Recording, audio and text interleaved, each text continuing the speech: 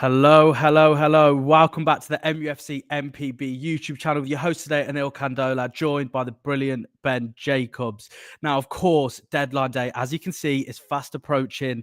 We've got no time to talk about how we're getting any rest in, Ben, like we normally do. We've got no time to make sure you're getting enough rest as we approach the big day, of course, February 3rd. I think we need to just get straight into things. You know who we're going to start with. So take it away. What can you tell us? Is you know who close to Tottenham, or can we expect maybe a Manchester United push right on February 3rd? Yeah, it's all actually just going to depend on TEL purely because Bayern are basically saying go out on loan, come back, or leave permanently. And they've thrown it all on the player side. And that's what makes the race so open. So it becomes a little bit misleading when you get to a point where a club like Tottenham have agreed a fee of 60 million euros verbally, because that leads you to think this close to deadline day that they're advancing and they've got some kind of buy-in. And the players basically saying, wait, I've got several options, but also formulas as well. So we can't discount Manchester United. I think Aston Villa are another club that, along with 2 or 3 other targets, including João Felix, are looking as well. And Premier League is looking the most likely destination at this stage. We know that Chelsea would love the opportunity to sign TEL permanently. They're very strong in that position, predominantly left-sided TEL, remember. And therefore, even though they've got this leverage of maybe being able to say to Bayern Munich, Christopher Nkunku is potentially available, it comes back once again to TEL. And the honest truth is, if the player doesn't know, then how would any journalist know? So I hold my hands up and say we're at a bit of limbo because every single suitor is essentially given their best offer to Bayern. And Manchester United are very clear that it will be loan, and at best loan with option, but not obligation and not any kind of instant purchase. And that's really not going to change unless TEL potentially delays right until deadline day. And then if the Rashford and Garnacho situations are both resolved, maybe Manchester United's position changes. So TEL is open to Manchester United, but I'm not aware that he's got one preference at this stage. I think the Premier League is the most likely destination. Tottenham are the most advanced club from the Premier League right now because they are actively negotiating with Bayern to the point where it's likely today, tomorrow, they'll have a club-to-club agreement in principle, which shows you Bayern are prepared to sell. And then again, it will all just come down to the player. And as soon as he makes his decision, I'll let you know. Yeah, absolutely. And I hope anyway, the Manchester United fans, despite them being very patient and sometimes restless, I think they're going to have a little bit more patience as we enter the final race, really, until that February 3rd deadline. Ben, we've already got so many questions coming through. I've got some questions as well that I really want to cover with you.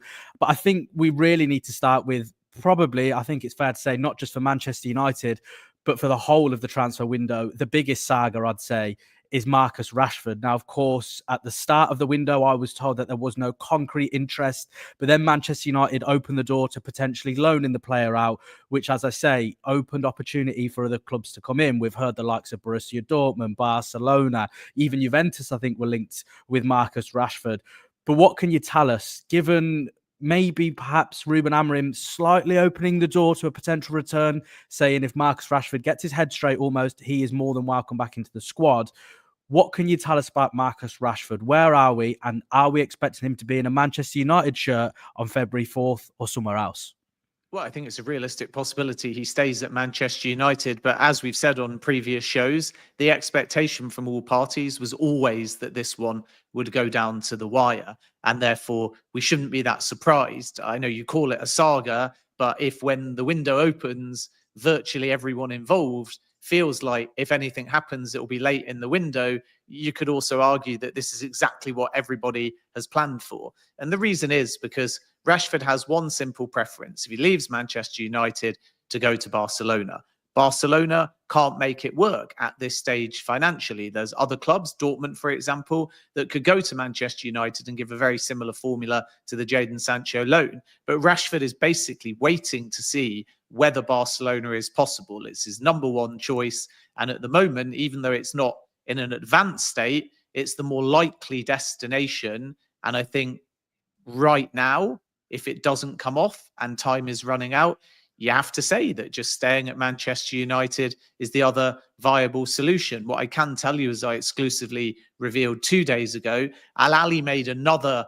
approach. They're now working on other wingers. They've got Alex Baina, Galeno, and even Matthias Tell, but I don't think that one's going to come off. But as we're seeing with Al Nassr and John Duran and a bid for Karim Matona, the Saudis are not afraid to try. And remember as well, you refer to deadline day in Europe on the 3rd, but the Saudi deadline Friday. And that's why we're suddenly seeing a flurry of business that will have knock-on effects for several clubs, because of course, Villa sell Duran, now they're in the market. It might mean that they go for Tell. That might impact Manchester United. Chelsea might not get Tell. They might go for Garnacho. That might impact Manchester United. So actually, the early Saudi deadline has kind of set in motion a bit of a domino effect. And I'm sure at some point, indirectly, there'll be a repercussion, because somebody maybe, like with Duran leaving Aston Villa, will end up going, okay, now we've got money, or now we've got desire and opportunity. And eventually it tends to circle back. So it kind of feels like it is deadline day now, only because through the Saudi deadline day, Friday to the 3rd, there's all manner of repercussions, like I suggested. Coming back to Rashford, I think that with it not being Saudi, and Dortmund have not yet made any kind of formal offer to Manchester United, maybe they're going to wait until the final hours and try and strong arm a little bit. But right now, it feels like option one and ideal choice one for Rashford is still Barcelona. He's prepared to wait it out. And if he ends up staying at Manchester United, all parties are braced for that. And then we'll find out the true reality, because obviously Ruben Amorim is on record as saying that Rashford has to change. And there's this constant implication that his training or his application has not been up to scratch. And that's why he's not part of the matchday squad. But that's only one side. And we also have to be fair to Marcus Rashford as well. And of course, any player would argue, regardless of thoughts about training, if a manager's looking at the full picture, part of that should be stick him in a matchday squad. See what happens in a competitive environment, because regardless of your application in training, if you get given even half an hour off the bench that Rashford hasn't had, and he ends up having an impact, then he proves that in another area where you can judge him, matches, the most important thing, he can still deliver. So I think there's more to it than only Rashford, for 6 weeks now almost, has not turned up with the first team every single training session and shown enough to even get in the squads.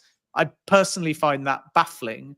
And I'm not aware, by the way, that there's a divide in the same way there was between Eric Ten Hag and Jadon Sancho. So the relationship between manager and player is still largely seen as positive, despite Amorim's words. So the logical conclusion may be asset protection. And I think we spoke about this in a previous show, where once you think the player may go, you just decide, okay, it may suit all parties. We're not going to risk him during the window. And this is why Rashford continually isn't playing, even though you would expect week on week on week. His training can't be that bad with the first team squad that he doesn't at least warrant some kind of minutes or squad selection. So we won't have to wait too much longer. But right now, I'd say it feels like it's Barcelona or bust, unless Dortmund choose to formally enter the race. Yeah, I think that was one of the headlines in the last couple of days on the back of a newspaper, Ben. I think it's bang on. Just before we move on, in terms of Rashford, it's quite a conundrum for Manchester United fans. Of course, they're split in a way, because they want, I think if they could select one player to become the very best at Manchester United and in Europe, it probably would have been Marcus Rashford, given the fact he's come through the academy, given the fact that he burst onto the scene at such a young age and was straight into the goals and making the headlines. But I think it's very simple from Marcus Rashford's perspective. If he wants to get into the team, then clearly something has to change behind the scenes. And I think almost this whole debacle wouldn't have been the way it has turned out now if he wasn't to do that infamous or famous, however you want to think about it, interview with Henry Winter. But of course, if I just want to cast your mind back, Ben, to a scenario when both Rashford and Alejandro Garnacho were both left out of the squad for specific reasons that I don't think Amorim went too specific in. But I think since then, Garnacho has applied himself. He has been someone who has almost turned things around a little bit. And despite him not starting every game and having a big impact off the bench, it doesn't seem like he's causing any issues. And we've already had comments in the comment section, so people get them in. We'll try and ask Ben as many as we can. One on the screen for you now, Ben, which was one I was always going to ask you. When it comes to Alejandro Garnacho, there has been a lot of interest. There has been a lot of talk from the likes of Chelsea and Napoli. So where are we at with Alejandro Garnacho? Before I give my opinion on whether or not Man United should cash in on the youngster, let's go with some facts before the opinion. Ben, what can you tell us? Will Garnacho stay at Manchester United? Or could there be a chance very late in the window he could become the big name on February 3rd? Yeah, there's too many teams looking to strengthen in that area. So I'd be surprised if there isn't a Garnacho bid. And I come back to what I said before. It's all about moving pieces at this stage. So if you want a deal for Garnacho, you have to wait it out because Manchester United's number has been 70 million euros, too high for Napoli. And Chelsea, by the way, have never made a formal bid. That's important to stress. I respect, obviously, other reporters. I would never come on and shout down individuals. No. But my information is that at the time we are live, Chelsea have never placed a formal bid. Now, into the last stages of the window, I think Manchester United's asking price for Garnacho may drop slightly. I don't think significantly, because sources have always said it's not going to be cut price around the kind of 45, 50 million euros mark, but maybe 55 or 60 if there's competitive add-ons. And that might be enough for Napoli. So we know Napoli had turned their attention to Karim Adeyemi, and that deal is not over the line yet. So they're still looking, and Garnacho is open to Napoli. So the deal potentially with Garnacho and Napoli is not 100% off, but obviously they'd made a couple of bids and they hadn't made any progress.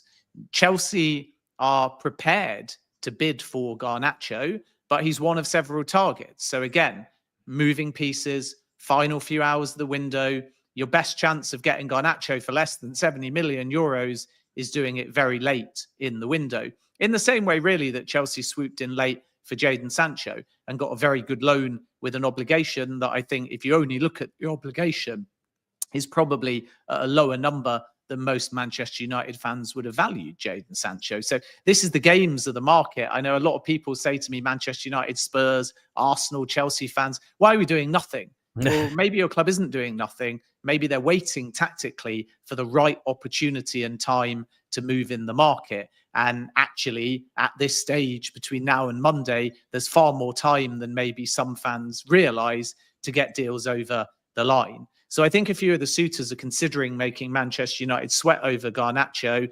But let's make one thing clear, that Manchester United would be reluctant sellers, and they would largely be doing it for PSR rather than necessarily because they think Garnacho isn't good enough for Manchester United, doesn't have a future, because his ceiling is sky high.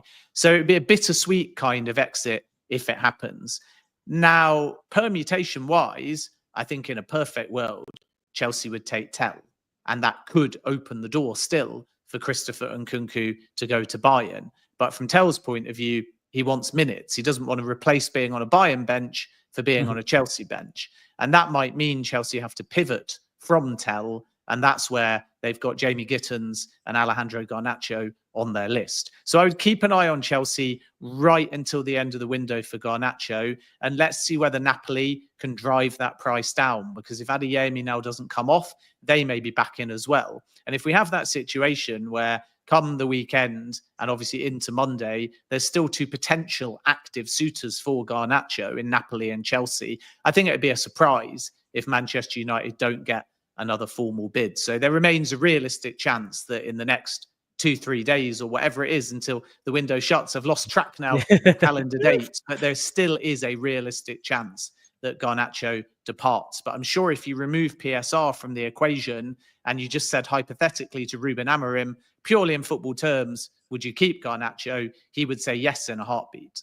Yeah, for sure. I think it's a very difficult one, of course, as you say, with PSR, with spending, it does put Manchester United in a bit of a predicament. But in my personal opinion, I don't think Manchester United should sell Garnacho. Of course, this will free a bit of, well, quite a lot of money for Ruben Amorim to bring in some much needed additions to his team and his new project.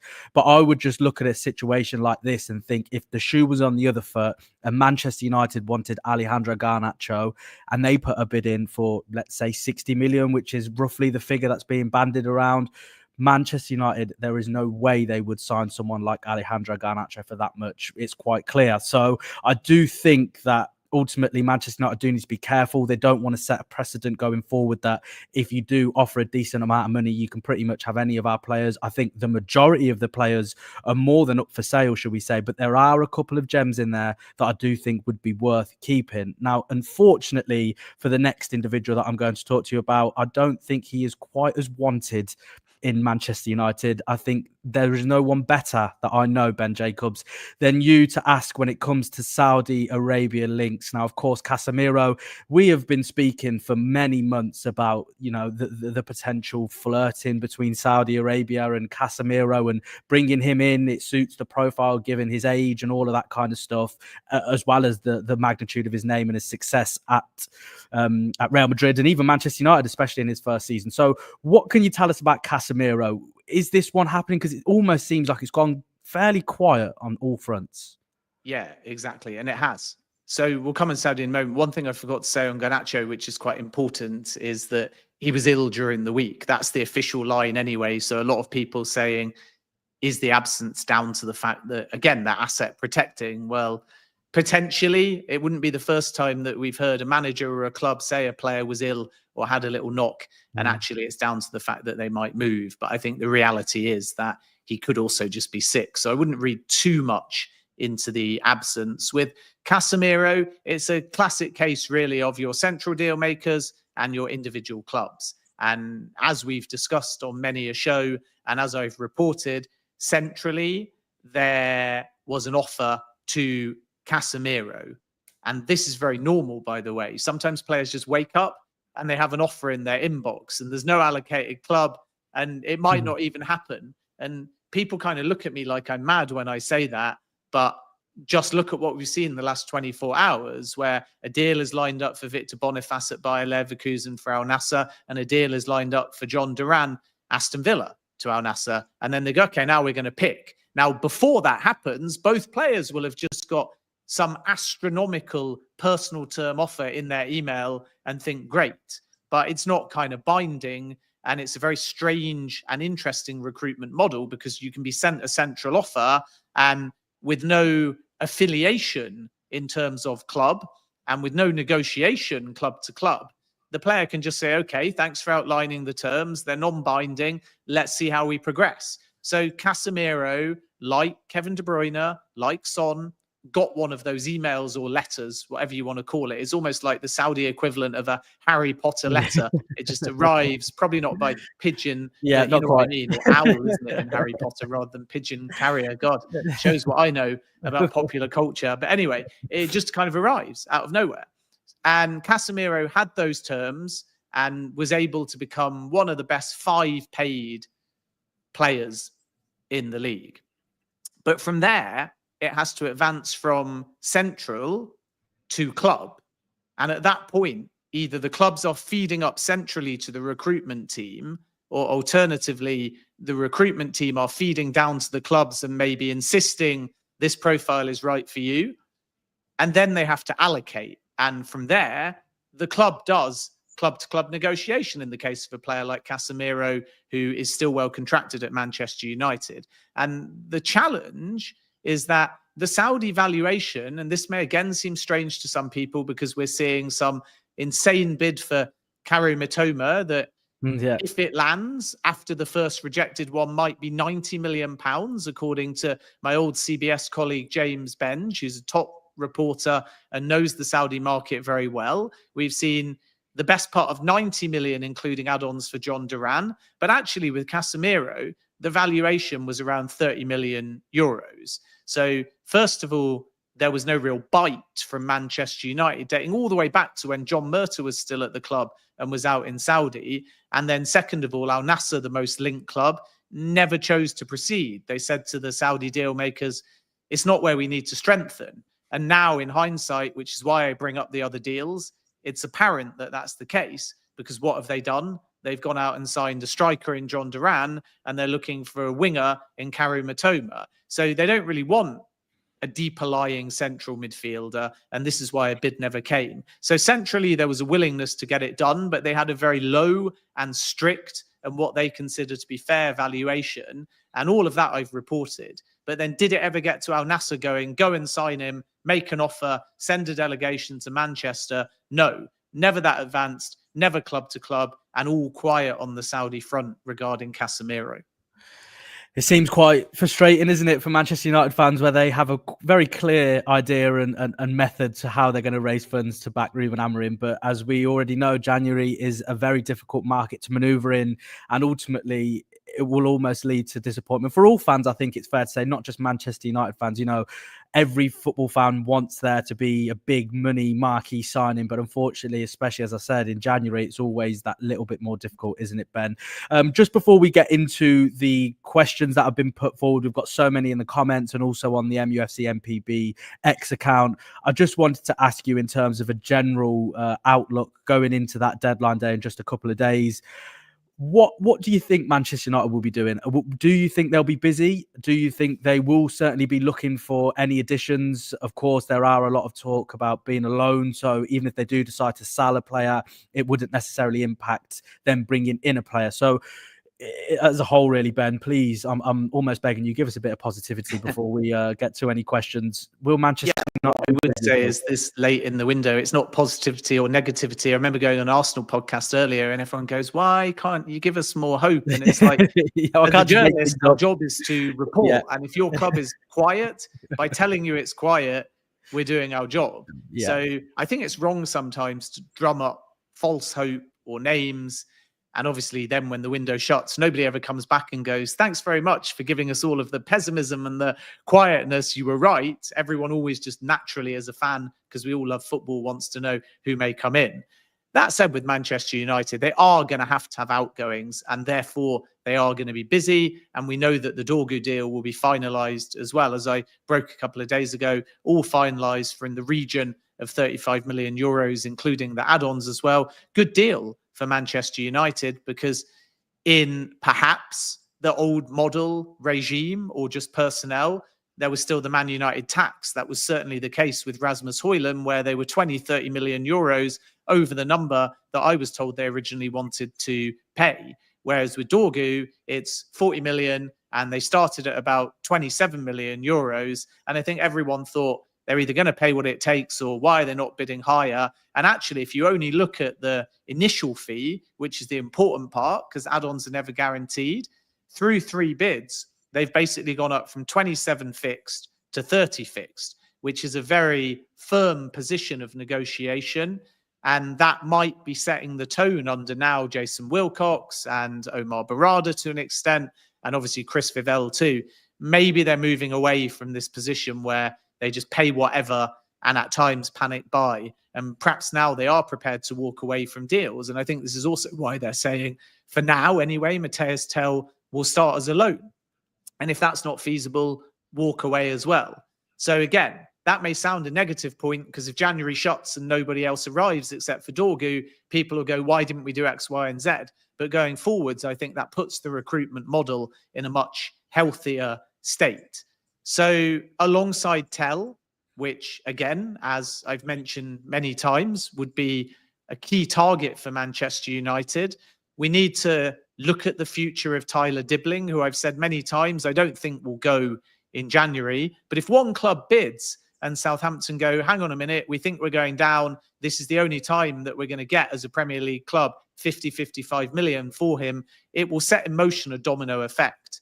And for example, let's say Tottenham don't get a player like TEL, they might escalate a pursuit of Dibbling. Same for Aston Villa if they don't get TEL or João Felix. And same for Manchester United, maybe, if they don't get TEL as well. Now, Dibbling and TEL are different in the sense that Dibbling's on the right and TEL is predominantly on the left, but both of them are versatile enough to switch sides. And I think on United's wish list, if we're looking now plus summer, is basically one, if not two, versatile wide players that can play anywhere across the front line. A number 9, which I expect to be more reserved for the summer. If Casemiro, Eriksen depart in the summer, they will need another central midfielder in likelihood. And then we need to again understand Lindelof. Malacia could obviously go out on loan. That's not impossible. The interest from Real Betis is genuine. And a number 2 goalkeeper potentially, although Bayindir has suddenly become a bit of a cult hero. But in becoming a cult hero, you can get the bug for minutes as a number 2. And if Manchester United can't give them to him, he may go, a number 2 goalkeeper may come in. So there's a lot to do, but I'm not here to sort of sell false dreams. It's obvious that they can't address all of these areas between now and the end of the window. So if in the next 3 days, Dorga is done as expected, then they add a TEL-like player, not necessarily him, but someone in that position. I think that'll be that for January incomings. And then you focus on your striker, possibly your central midfielder, and your number 2 goalkeeper come the summer. Outgoings-wise, as I said before, realistic that Garnacho goes, but not definitive. And on top of that, we need to keep a very close eye still on the Marcus Rashford situation. Exactly that, Ben. I think we need to keep a close eye on everything. And the sad thing for very busy people like you, Ben, is that just when the January transfer window ends, the focus shifts very much to the summer, doesn't it? But we'll leave that for another day. Ben, I've just got one very, very final question for you. This one has been coming in a lot. United Red Report has commented on this. And of course, a man with your expertise when it does come to all the very technical things anyway, when it comes to this kind of stuff in football. Any suggestion of further share acquisition from Ineos? Now, of course, there has been a lot of talk, especially leading up to their interest anyway in acquiring Manchester United. Where are we at with this one? Because, of course, this would have a very big impact, not just on the next transfer window, but many transfer windows to come. Yeah, nothing I'm aware of. I mean, it's important to note, and obviously the deal changed in many ways throughout a very drawn out sale process. But the way that the purchase took place for this minority investment and the equal consideration to A and B shares means that they had to remove the possibility of a future sale that is either based on a deadline at the Glazers' request and or one that Sir Jim Ratcliffe can put in. So you can kind of have a pull and push clause whereby there comes a point in time where the Glazers have the option to sell more to Ratcliffe or vice versa. Another date where Ratcliffe has the ability to buy from the Glazers. And at each point in time, it's usually an option, not an obligation. And because of how the structure of the purchase changed, they were not legally able to put that in. So there's nothing right now, option or obligation, that gives that originally discussed under different structures and terms pathway to increase the stake. It's not to say that they haven't made a pact that they'll review it. It's not to say that they couldn't go back and say, let's do exactly the same deal. Let's value the club now at a future date and time. And let's have Sir Jim Ratcliffe and Ineos increase the stake. But there's nothing in the terms. And I don't think we're going to hear too much about this in the imminent future, because if you've done one sale, it's logical if you're the Glazers that now you're going to wait and wait and wait for this project to build. And that may be inclusive of the Old Trafford redevelopment or a new stadium. And as all of that builds, the value of the club increases. And then you get to a point where if the Glazers want to sell more or Ratcliffe wishes to buy more, the whole disposition of the club as a brand infrastructure has changed. It's more global. It's more modern. There's a new television rights cycle, likely with the kind of timescale before they would probably reconsider any kind of changing of shares. So I think the Glazers played it very smartly, you could argue, because for Ratcliffe, of course, he's an experienced businessman, but there's an element of vanity here. He wants the club. It's a passion project. It's not to say that it's a bad business investment, but he's being very hands-on, and so are Ineos.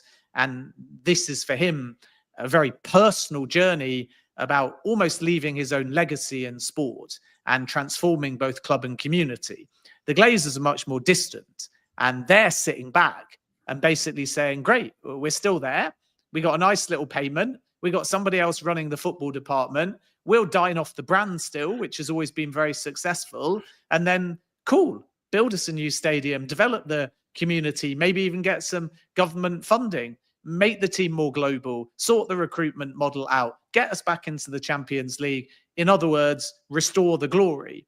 And then, if that takes, as Ratcliffe has said, an initial 3 to 5 windows, and likely more like 3 to 5 years to start feeling like it's going to be season on season on season, like it was under Sir Alex Ferguson, by about, let's just call it 2030, the Glazers will be like, now the club is worth our original, like they said at the very beginning of the sale to Qatar, 7, 8, 9 billion. And then you're like, let's do the same deal, same structure, but the asking price is now higher. And at that point, they get even more money. So it's not in the Glazers' interest to give up any more shares now, because if anything, the club has gone down in valuation in the last 6 months or so. But keep an eye on it. I would say 3 to 5 years, if not 5 to 10 years, because at that point, as the infrastructure, the recruitment model, and hopefully the success on the field all improves, the Glazers probably will feel like the club is worth 7, 8, 9, 10 billion. And many football clubs will rise during that time. And then I think there will be an appetite potentially to give Ratcliffe and or Ineos more shares. Well, there we go. Everyone, thank you so much for getting involved in today's latest and live episode on the mufcMPB YouTube channel. Massive thank you to Ben Jacobs. I think we've got just enough time for me to tell you, Ben, make sure you get plenty of rest over this weekend. Not that that's never going to happen. Yeah, not happening. And I think I will be speaking to you on Monday anyway, when I think we will be having a little chat at TalkSport anyway. So thank you so much, Ben. You take care of yourself, and I'm sure we'll catch up soon. All the best. Keep up the good work. Have a good evening, everyone. Thank you very much. And now, of course, to everyone, just quickly before we do end today's stream, the United lineup is out for the game, the Europa League game against FCSB. It's just below me now. Bayinda, Mazraoui, Delit, Martinez, Dalot, Collier, Mainu, Milicia, Fernandez, Eriksson, and Højlund. So everyone, that wraps up today's show. Please be sure to join me again when we will be having a very big insight into the transfer window. Get your comments in below, get your tweets in as well to the MPB YouTube, the X account, and also drop me a follow. I'll be more than happy to read any of your comments out when we do this again. So thank you to everyone. Stay safe, and let's hope anyway, fingers crossed for all of us Manchester United fans, there's a big end to the window. Thanks again. I've been Anil Kandola, and I will see you again very soon.